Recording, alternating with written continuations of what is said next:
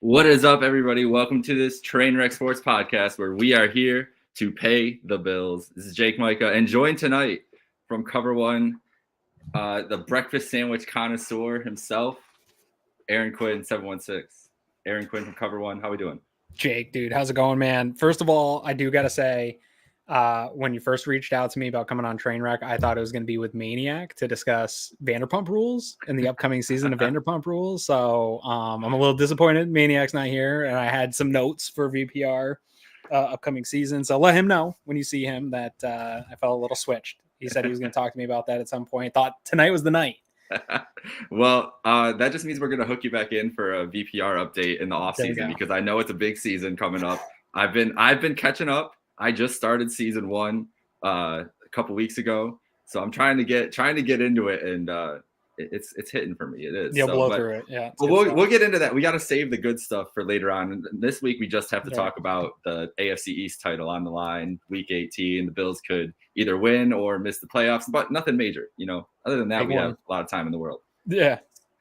So glad to have you here, man. It's a man. pleasure to have you up here. And the first way we start off this show after a win is a Victory Thursday. And the Bills did defeat the New England Patriots on Sunday. It feels like a lifetime ago, because this week just feels like it's dragging on this week. But a couple things about this game I wanted to ask you. That feel like turnovers for a defense are kind of fluctuating in the NFL. And this team has turned into a team where they create a lot of turnovers. I think they're second in the league in creating turnovers this year now. Mm-hmm. Is this sustainable, or is this luck, do you think, the recent run of turnovers? Because they've been able to do it really since the last couple weeks. Yeah.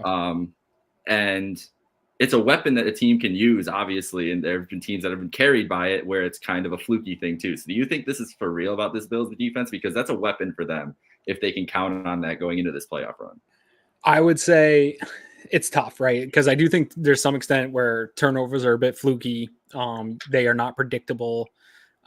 You can do things to put yourself in the right position, which I think Sean McDermott does a good job again, especially the defensive backs, getting them in the right position to clog throwing lanes and give quarterbacks certain looks where you're hoping to put yourself in position to get takeaways, but to actually generate them, I do think it's a bit fluky. I don't think you can rely on it week in and week out, especially the ones against the Patriots, right? Like Bailey Zappi had some good parts of the performance in that game, but those were some bad turnovers from a young quarterback with minimal experience. So I don't think that you can rely on those kinds.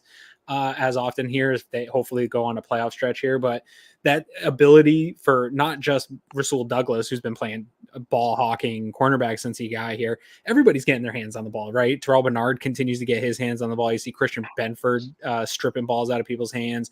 Those kind of things where you see people really attacking the ball, I think is coaching. And I do think you will see them continue to be opportunistic because they're coached that way. And the way they run these coverages, I think gives those guys opportunities to make plays on the ball. And players like Rasul Douglas can sit and off coverage and really bait and just get a quarterback to throw those kind of, loose with the ball type plays that you can get interceptions. But I don't think Bailey Zappi was certainly loose with the ball. He was loose. That's a way to say it. You might get Tua to throw 3 or 4 of those a game, but Bailey threw probably his first 8 passes were questionable, until he got a little bit going and got in a rhythm. And I actually liked a bunch of what I saw from Zappi, but you're not going to get a lot of those performances. But I do think, especially with how up and down and high variance the Bills offense is played, and knowing you almost go into a game down a turnover right now with this Bills offense, like you just assume they're going to turn the ball over at some point. So the Bills defense, I do think, needs to find ways to continue to be opportunistic and get the ball back to offset some of the sloppy play we've seen with the offense. It's the craziest thing that's the story of this season going into this last week, is that we're hoping that the defense can stay as consistent as they've been to kind of uphold this offense, because it's the exact opposite of what we thought this team would be, I guess. But there are offensive question marks at the moment. There's a lot of things. There's a lot of digs, snap count discussion going on right now. Allen didn't particularly look strong. I believe that game was eerily similar to the 2021 Falcons game. It looked like from Allen. I said that in the post-game show. You did too? Okay, yeah. So we were all on the same page with that. It just kind of felt like he was missing guys, and that it was similar in that game. So he does have the finger issue, everything else. So do you think it was just like a weird week for Allen? Do you think that there's more to Diggs missing snap counts and just, personnel and trying to keep him fresh for this upcoming week? And where do you think that these are easily fixable things? So that's what I got out of the last couple of games. And it's the story of the season, right? This offense has had a lot of self-inflicted wounds, and it felt like some of those kind of warts have come up the last couple of weeks, where before we were just praising Dorsey for his kind of his flexibility and adaptability with this offense. Now it feels like the last couple of weeks they've gotten punched in the mouth a couple of times and haven't had the answers. But the quarterback also just hasn't been sharp, really. I don't think he was sharp in that Chargers game. He definitely wasn't sharp last week against the Patriots. So what's fixable, and what are you actually concerned about here coming out of that game? Well, and you have to go back to the Cowboys game. He wasn't relied on, right? Like, you didn't need to, because the run game was so good. So it's really been creeping up for a little bit here. There's a lot to unpack with this. So this is a conversation that I've had with Eric a bunch and Greg of talking about. It's hard in football is such a small sample size sport to begin with, right? You get 16, 17 games. That's not a huge sample to work with. And then we get in a habit as media or people that watch, fans, and we slice that already pretty small sample size up, and we slice it up into smaller pieces so that we can look at it, especially when you fired your offensive coordinator, you have these splits in the season, right? And so that's a small sample of what we know of Joe Brady, Josh Allen, Buffalo Bills offense. Is 5-6 weeks here. That's a super small sample size to go off of. And so we got real excited when we saw it come out hot, and then it's kind of settled in a little bit. But within those small sample sizes, so last week, right, the snap count for Diggs going down, the targets for Diggs going down. But when you watch the game back, you see Diggs got open plenty. So that kind of alleviates some of the concern, is Diggs falling off, right? We saw Diggs get open plenty. The connection doesn't seem great. There's been a little bit more drops happening. Again, some of that's probably on Josh. Some of it's on Diggs. Some of it's just natural. That's going to happen. To be fair, there seems like a lot of people that are dropping Josh screen passes right now. So I think he does need to do a little something about that. It's not just Diggs. I know for a fact Josh throws the ball too hard. We can praise Josh all day long. We also got to be able to criticize some of the things that he does. I'm still in contending that one. I think was it the Tampa Bay game where one went off Gabe Davis's hands.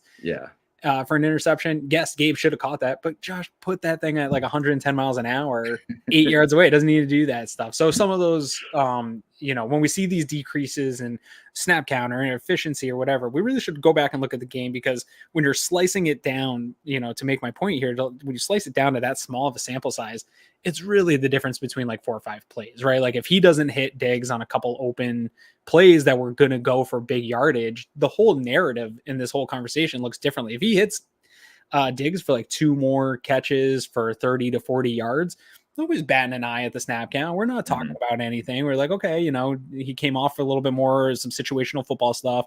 All that happens. We can live with that. But the fact that there were some drops mixed in and he didn't hit him on some of the open stuff, that's where the cause for concern comes up. I will say, this is probably the toughest part of this year, dude, is some things, even with Joe Brady, doesn't feel right about how Josh is operating this offense. Yet, me, you follow me on Twitter long enough. Like, I love metrics. They're all saying this offense is super good, right? Like, we're sitting here going into the biggest game talking about, well, we need the defense to continue to play well, but this offense has like this concern. But all the metrics show they're a top 3 offense in the NFL.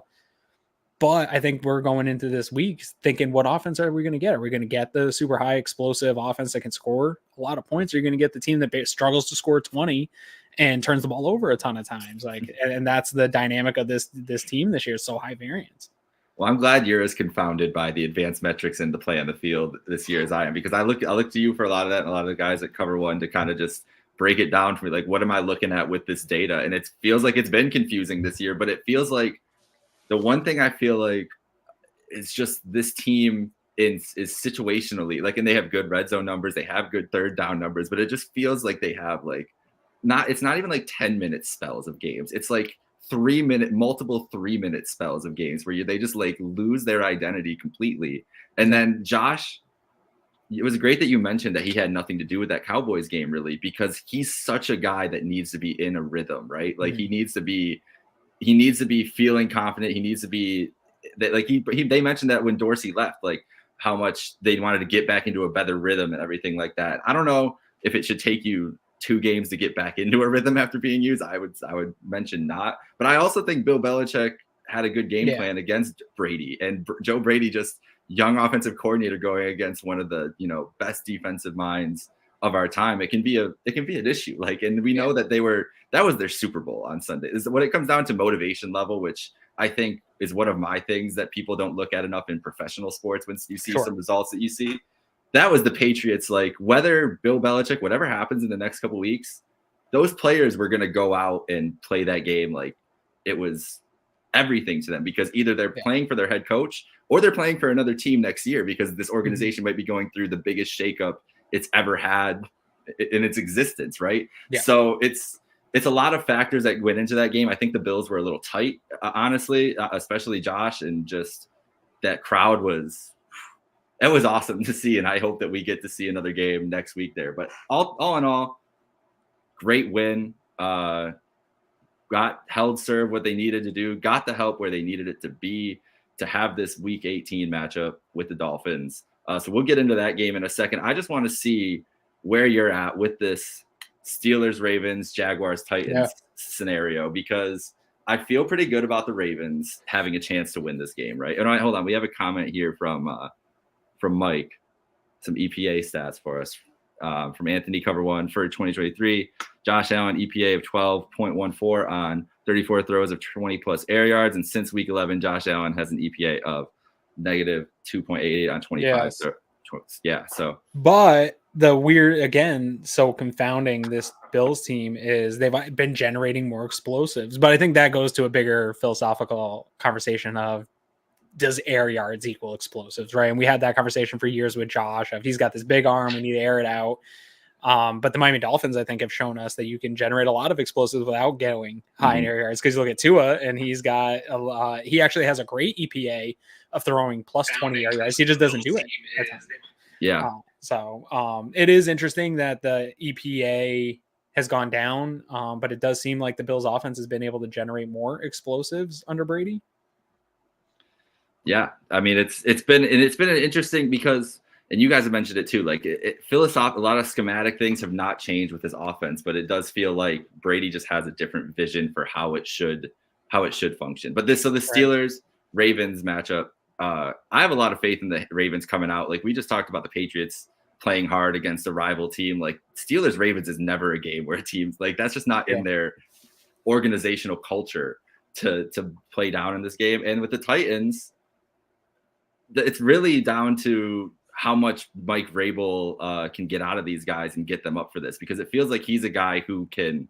He's obviously been one of the better coaches of the last couple of years. Ryan Tannehill, he's getting the start, I believe, and could be playing for a job next year and anything else. Like a lot of motivation going into that. Are you even worried? Like, are you even thinking about these games? Are you just like, I'll let it see, like, let's see what the results happen and everything else, but I'm really just want to beat Miami. Like, where are you at kind of just as a fan perspective and really what you think is going to happen too? Right. I never, it's win, right? The Bills got to take care of and handle their own business. And that's really my only concern and focus. And I think they have a winnable matchup ahead. I really do. I feel pretty good about those chances, but I'd be a fool to say that I'm not going to be glued in with that being the night game. During the day, I'm going to be glued in to see if they can, winning the division is huge either way. And the getting a home playoff game would be massive. And then pushing Miami to possibly having to travel in the playoffs would be huge swing here for a game like this. So there's a lot on the line, even if the day goes well for the Bills and the Bills are punched their ticket to get into the playoffs, being the 2 seed versus being whatever 6, 7, whatever the possibilities are, depending how these games go. Huge difference. So there's still a lot to play for no matter what. But yeah, no, I'm going to be tuned into these ones. Actually, I saw Garofalo earlier this evening said some confidence building for Trevor Lawrence's availability. But what does that mean, right? What does he look like? That team has been super interesting here over the last month with his injury, seemingly kind of hanging on to early season success and trying to not lose grasp of that playoff positioning and stuff. For a month ago, people thought they would be possibly playing for the 1 seed, and now they're kind of just hanging on, trying to get through here. So that's a weird one, but back to that Ravens Steelers ones, that's probably the only thing that gives me much cause for concern is how the NFL sets this up now with the divisional games at the last week, because divisional games are so wacky, right? That was part of what went into the Patriots beating the Bills this year, and then going right to up to the last 6 minutes of that game last week. Division games are weird, each other, and so really anything can happen in either one of these games. I do feel confident knowing that the Ravens are sitting their MVP caliber quarterback, but that they have Huntley. And I don't think he's a pro. Like, it's fun to make that joke that he participated in a Pro Bowl, right? But that's a solid backup. That's like Tyrod in his prime as a backup, probably. So I feel good that he can go out there and get that job done. So I feel like if I had to put a confidence meter or something on, give me a meter, 1 to 10. Love a good 1 to 10. Meter. I'd feel between these two games, I feel like a 7 or 8 that somebody's going to take care of what they need to for the Bills here. All right, yeah, I'm about there too. I think I really feel confident in that Ravens game. Just Steelers Ravens. I feel like it'd be nice and poetic for the Steelers to lose to someone's backups on the last game of the season. For our Bills' chances here. But I'm focused on Sunday night. I will be watching these games. I'll be paying attention, but we have a big one Sunday night. We have Bills at Dolphins, Sunday Night Football, AFC East on the line. I think when we looked at the schedule, everybody kind of was like, maybe that'll be down for, hoping that the Dolphins wouldn't be at the pace that they were at this year, but maybe a little chance, like knowing that this could be the how the stars could align. And here we are.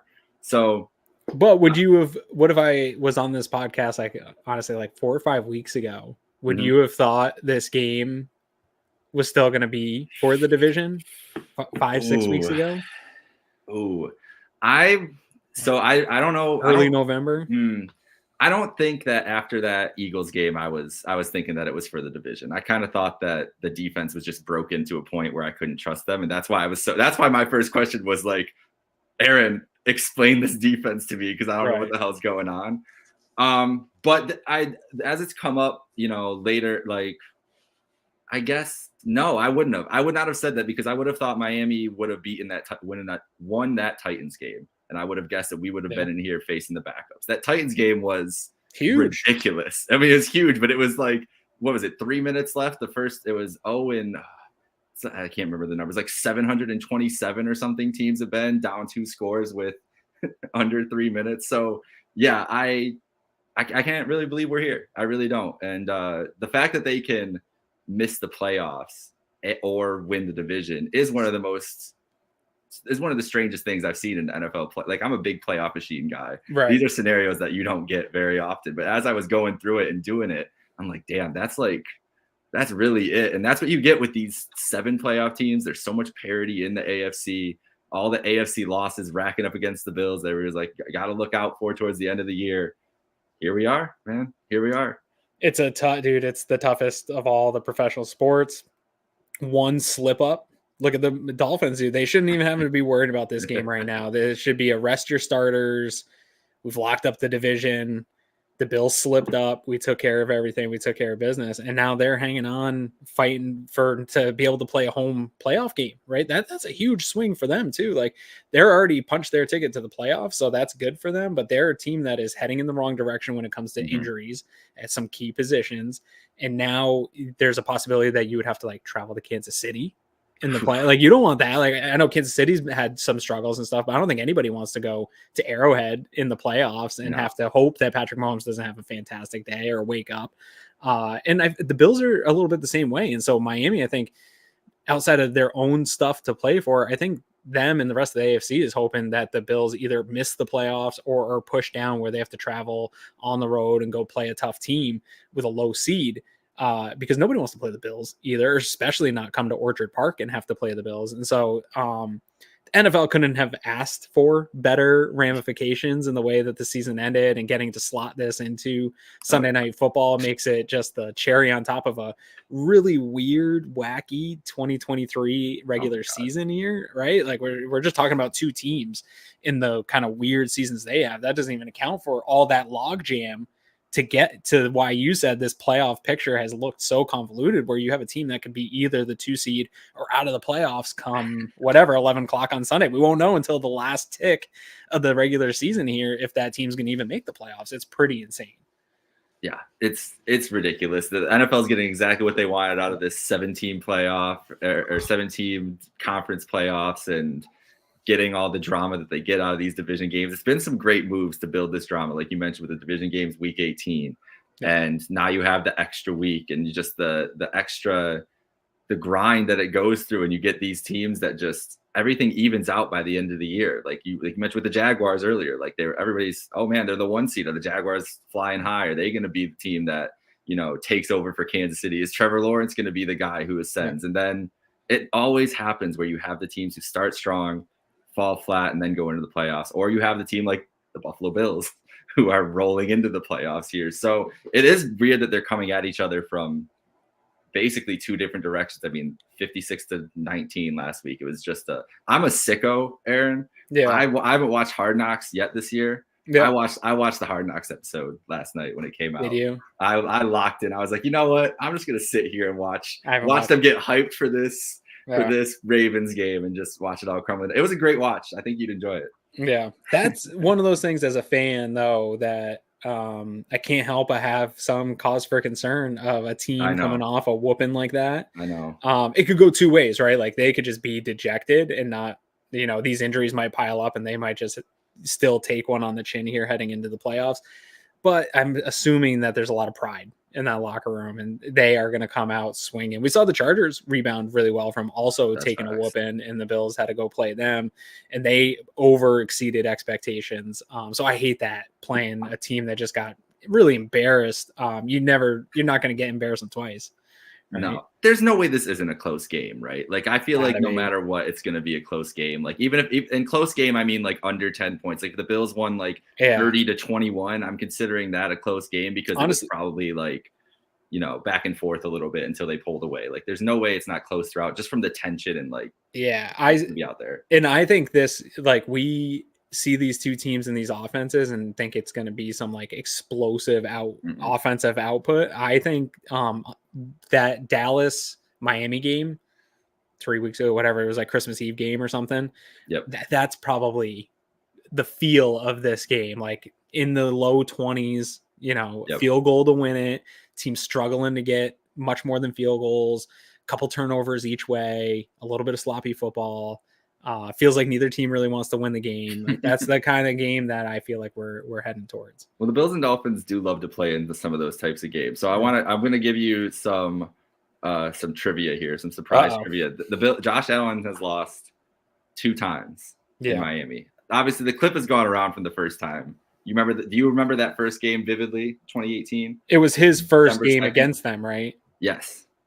Yeah. I don't remember it vividly, but that he was in a rough patch. It was a rough patch. He did have 9 rushes for 135 yards in this game. Yeah. Do you remember? Did you see the video today of who dropped the touchdown pass after a classic Josh Allen escape move, launched it to the end zone, and someone dropped it in the end zone? Down 21-17. I did not see the video today, but I think I'm remembering it correctly. That was Charles Clay. Yes, it was Charles Clay. It jogged my memory. It was something that I had compartmentalized and never remembered how angry I was at Charles Clay in the moment. Because Allen, if you go watch that play, it's a classic Josh Allen, like should have been sacked 30 yards behind the line of scrimmage. And then Josh is like, oh man, I didn't get enough under it. It's like, bro, you just ran around for 70 yards before you threw the ball. Like, at least you could have done is catch it. Yeah. But 9 rushes, 135 yards in this game is pretty crazy. He did have 2 picks, 18 to 33 for 231. Tannehill had 3 touchdowns, 16 to 24. Jordan Phillips had a taunting penalty that cost the Bills sounds about third down stop. Some things never change, right? And the Dolphins were able to score the go-ahead touchdown then. And Jerry Hughes also was screaming at an official and confronted them in the tunnel after the game. Yeah, so that was this game. It's a good time. So that was the other loss besides 21-19 last year. Both these games, the Bills outgained the Dolphins. In this game, I think it was 495 to like 205 last year. In this game, it was like 435 to 175, I think. 415 to 175. So the Bills have some good, like, even when they lose in Miami, it's a ridiculous way to lose. Yeah. Yeah, in the last year's loss, obviously, like, I know Miami Dolphins fans love to talk about how much Bills fans cry and complain about the weather. And like, dude, I'm the last guy. I hate blaming games on the refs. I hate blaming games on conditions. I'm an anti-domer. Like, my whole point of not wanting a dome was you have to go play in conditions. Yep. No matter if you have a dome or not, you're going to have to go travel in the winter and play tough football games in tough, crappy conditions. Most stadiums have that. What they experienced early in the year last year was just above and beyond, I think. And because I don't even fault Miami for having their stadium set up that way, it was just an anomaly of a day. Super hot day, team with lacking depth, injuries piling up, and it was just a perfect storm for stuff that I'd never seen before. Like, we saw guys just like dropping like flies in the fourth quarter of that game, to a point where it was like excessive, right? And so that also has to be in the variables of when we talk about Josh Allen led Buffalo Bills versus the Miami Dolphins since 2018. One of those, I don't want to say has an asterisk in it, but like the Bills were so depleted and like sucking down IVs and oxygen just to get through that game and still almost won. Yeah. It was still, our guy Justice tweeted out earlier, imagine that Josh Allen would be undefeated against the Dolphins if it wasn't for 2 underthrows. Like, that's really all it comes down to in these games. So yeah, like it was surreal. I've never seen anything like that. I've seen games in hot weather. You see, like, especially college football, you see the ticker, and I see congratulations to your Wolverines. I saw that sweatshirt there. I'm Penn State fan, so I'm not as happy, but I'm happy. Most people don't like the Wolverines. Yeah, so you're used to it. It's okay, but I respect it. It's all right. It was a crazy experience last year. I don't think we're going to get that kind of weather phenomenon this time around. But let's go back to week 4. So week 4, Aaron, you're going to have to break this game down for me from what you can remember, because I did not even get to watch this game live. I was at my girlfriend's nephew's baptism. So I'm sitting there, can't even check literally started noon central here in Chicago. So I'm just sitting there like twiddling my thumbs or waiting for check in these updates. I watched it back the next day, but wasn't the same experience of watching the game in the flow of it live. So it felt like, from what I saw and what I was, following along with and everything, is that it felt like it was kind of heavyweights back and forth. And then the Bills the defense really figured out a way to get to Tua and affect him more than the offense was going to go no matter what that day. And it's interesting that Ken Dorsey, this is his best performance. That's the Bills' best point performance this year, and he's no longer on this staff. So what was working so well for the Bills offense and defense in the second half that day to kind of clamp down on the Dolphins, but what was so effective for the Bills to get out to such a big lead, 31-14 in the first half? Yeah, the way I remember it, they did trade punches till like pretty early in the second. I want to say those first 4 possessions, it was 14-14. Perhaps maybe even and they were just going back, and it felt like it was build up exactly what it was going to be, right, where it's just going to be an offensive output, and they were just similar to that Chiefs game. It was just going to be who stops who at the end. And then the Bills were able to generate some pressures on Tua. And the thing about a game like that, when your offense is scoring like that, you just need one stop. Right. Yeah. If you can get yourself an arm's length, a 2-score lead, especially against a team like Miami, I think there's a misnomer about some of these brilliant offensive coordinators in the league and what people think brilliant offense looks like. I think a lot of people think you got to spread it out and throw all the time to have good, successful offense in the league. And teams like San Francisco and Miami are really kind of the opposite, where it's based on having balance and it's based on having misdirection off the run game within the passing game. And so Miami, in my opinion, plays best in close or with the lead, where they can still have that balance and still, attack you with Moser and A-Chain and some of their speed in the horizontal rushing game. And when you take that away from them and make it Tua's got to drop back and pass, it creates a couple of things. One, it gets them a little bit out of the quick passing game, which is super successful for them. When Tua can get the ball out of his hand quick in timing, we know they can just rip teams apart. And if Tyreek gets some space off a slant, like that's their bread and butter, and that's where they're going to operate and win.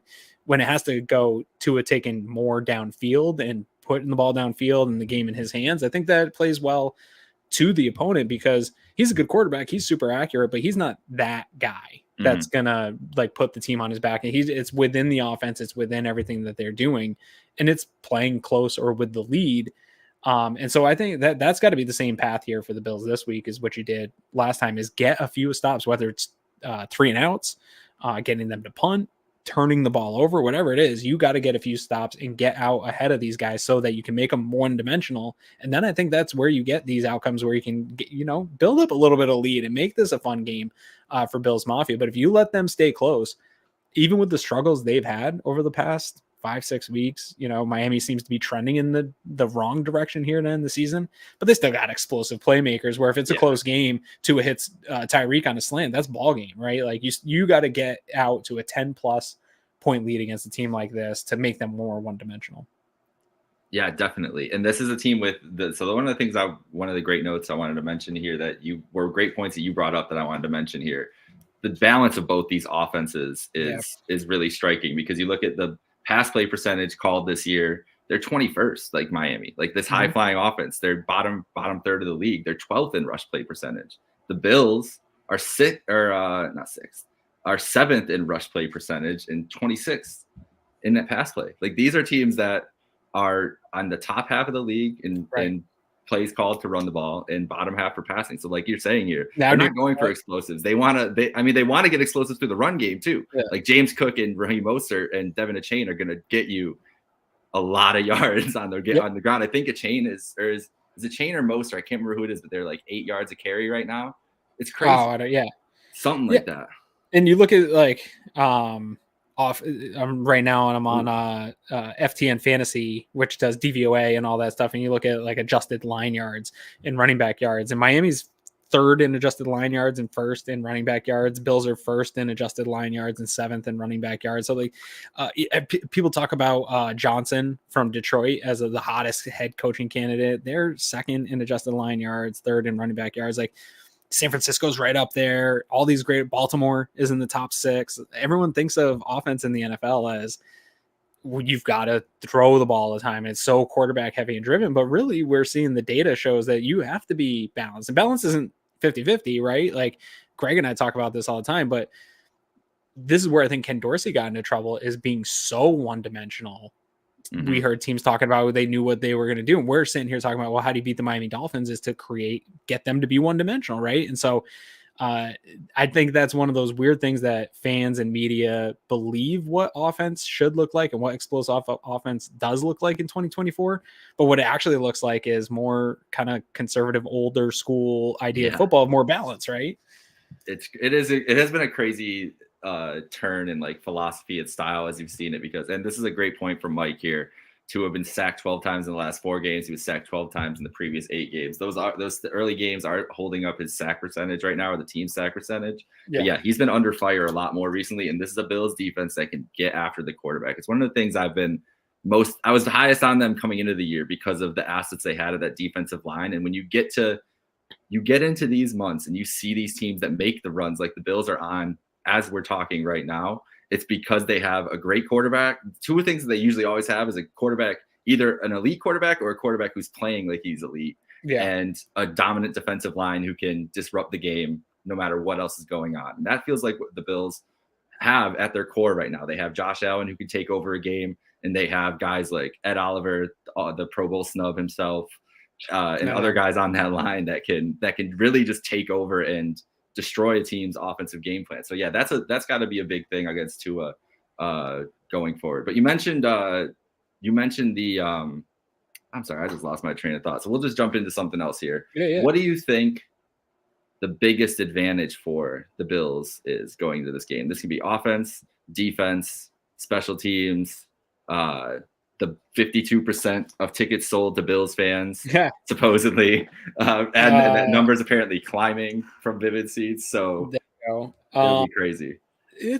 I think, just like you were just talking about the Bills defense, I see sort of it's the opposite right now, in my opinion, for the Miami defense, right? So I see the advantage for the Bills is this Miami defense without Phillips and Chubb lacking some ability to get after Josh Allen. I think the interior of that defense is good. Like Christian Wilkins is one of the best interior pass rushers, but that seems to be something, a running theme in every single week that I've gotten ready for any team. There's some incredible all-world interior defensive linemen coming up week in and week out. So you got to deal with that, but not having the high-end edge rushers that they've had in the past here and that they've had this season allows you to dictate a little bit more attention towards the interior. So I think that's going to be a problem for them, is can they get pressure on Josh Allen, and can the Bills take advantage of Josh Allen maybe not getting as much pressure as you would think? And I think the back end of the Miami defense, outside of Jalen Ramsey, safety play has been okay. But I think there's a lot to exploit there with Xavier Howard being out. I think that the rotation, what are they doing? It's a rotation right now. Yeah, with Eli Apple and that's not going to hold up against anybody. And so I would attack that. Their linebacker play has been very suspect as well. That's where you saw really Baltimore took advantage of it with those leak plays to Ricard and Likely. You saw those guys get out. That's just creating confusion and getting linebackers way off their spots. Guys don't get that open unless somebody's doing something wrong on the defensive side. So I would attack those linebackers. I would drop back. Really, this defense, Vic Fangio, I like him. I think that he's a pretty good defensive coordinator. I think he's a little overstated how good he is, especially the way people talked about Leslie Frazier versus Vic Fangio. I think it's a lot more similar than people think. But this defense has similar problems to what the Bills defense has always been accused of, right? They don't tackle particularly well. They can create some turnovers, but they are leaky. They have opportunities to be leaky. So I expect a heavy dose of James Cook again, like the Bills have been doing. Keep that up in the passing game. I think there'll be some opportunities there, but I think you need to get this Josh Allen, Stephon Diggs connection. Stephon Diggs doesn't need to come out and have a career day, but you need to be able to work him into matchups that are favorable against a pretty weak secondary, get him away from Ramsey, get him into some of these favorable positions, and get him some both confidence and get that clicking again heading into the playoffs. Because I think that's the one thing all fans need to see. I think Josh and Steph need that connection to click a little bit, to give them that type of confidence you need to say, like, all right, we found out we can win with James Cook, right? We can beat a good team with the run game.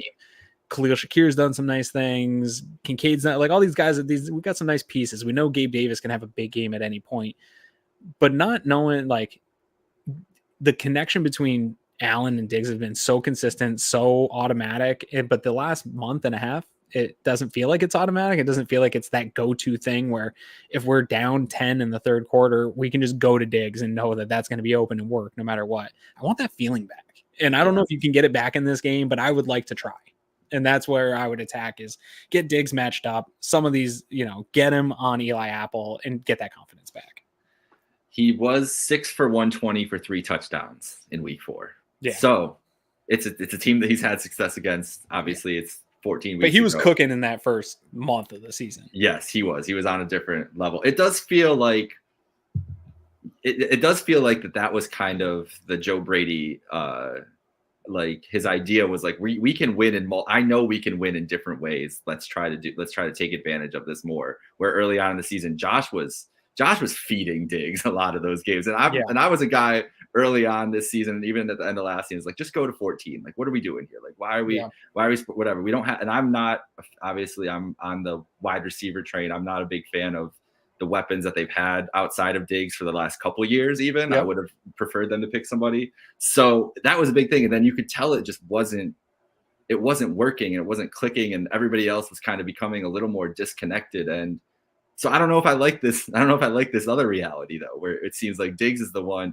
It's an old school thing, but it really makes me mad seeing him walk off the field on any of these like third downs or run plays, because it's like, okay, if Trent Sherfield's out here, you're probably running the ball. Like, we need to do some different stuff, but it's been working. So I can't be too upset with it, but working too, I mean, the last couple of weeks has been more of a struggle, I guess. So yeah, it's a weird, I don't know, man.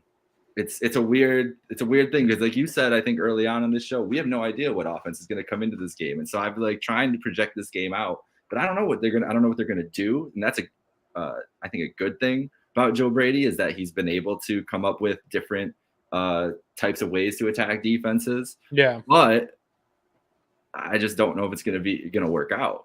And that's where I'm kind of at, man. What I will say is I still feel pretty confident that the team that's beat the Bills the most is the Bills. Yes. This year, right? Like, so none of the games I do think Bill Belichick did a really nice job in the last matchup. I think that he gave Josh some fits in the last 2 matchups.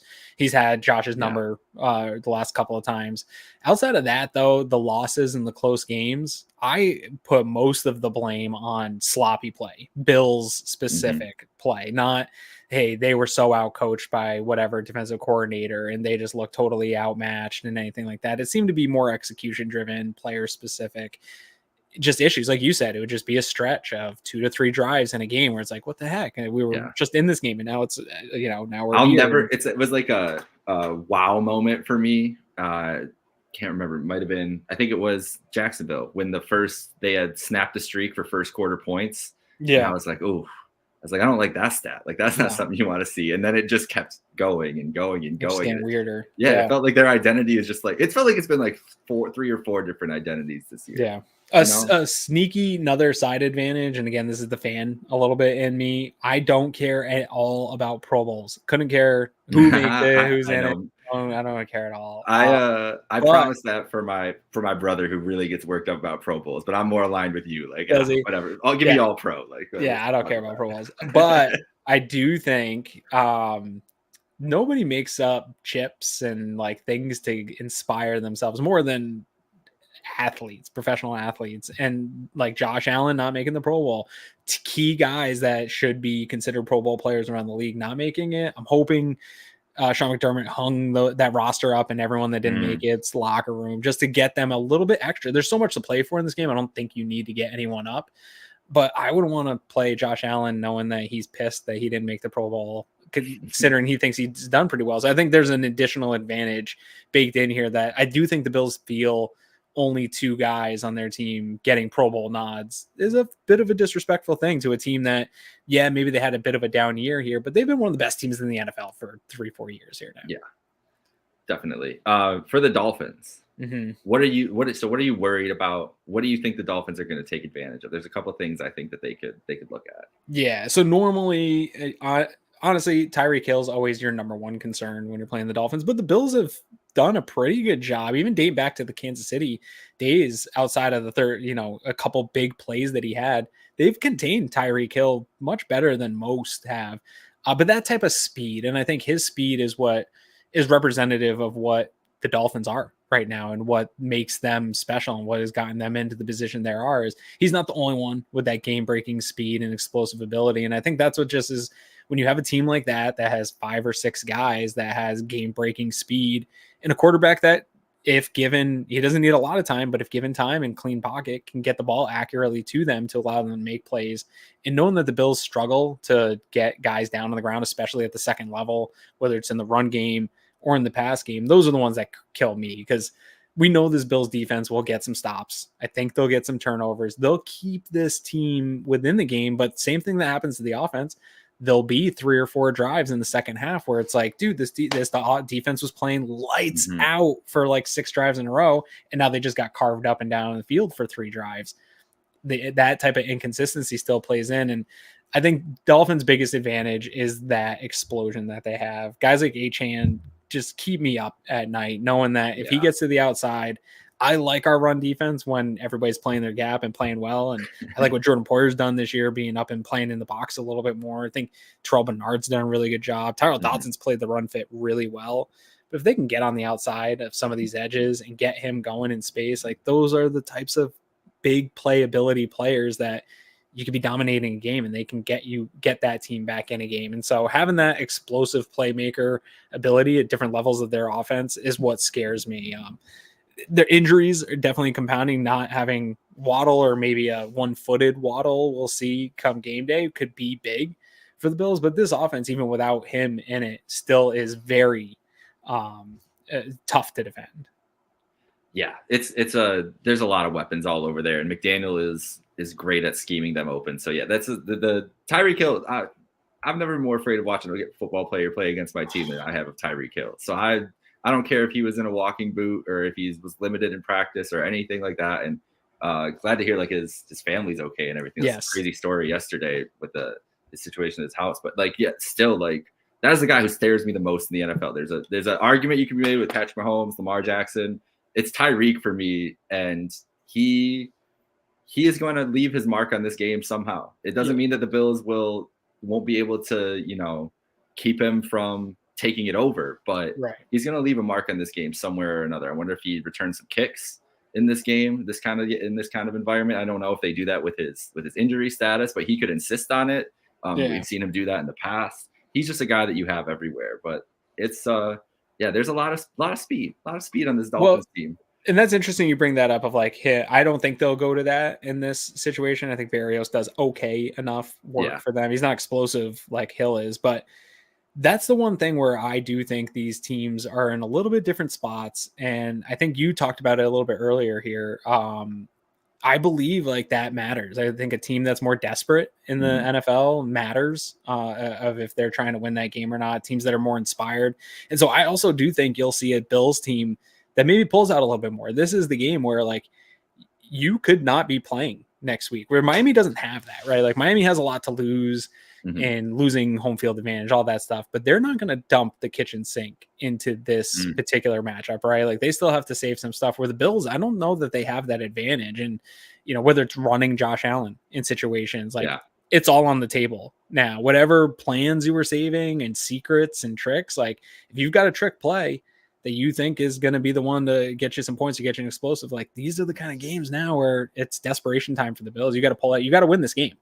And so maybe it won't be that way. Maybe other teams take advantage and you can save some of those tricks for later. But going into this weekend, I do think, barring other performances in other games, I think this is a game Bills are, one, more desperate to win, and two, we're going to have to be that more desperate team that throws a little bit extra into the fight to make sure that they get the job done.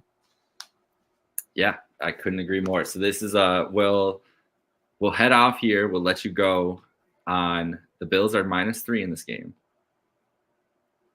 Do you think this is a 3-point game in the fourth quarter with under 10 minutes to go? Yeah, I think that's actually pretty good. I do, because I was, again, in preparation for this, I watched that yesterday. I watched that Dallas game, and that ended on a walk-off field goal, and it felt like that feels like what I'm getting prepared to watch is going to be just some close, uglier than we all want it to be game that just on the edge of your seat, your heart rate's racing. The Bills have just been doing too many of them for this season to not head that way, right? Yeah. Would you hit a button right now for a 44-yard field goal from Tyler Bass to go to the playoffs? Oh man. I didn't want to make it like 50 because I wouldn't hit it beyond 50, but like 44, like it's a reasonable range, but 44 he's around there in Miami. Although it might be some weather in Miami. I know, weekend, yeah. Right?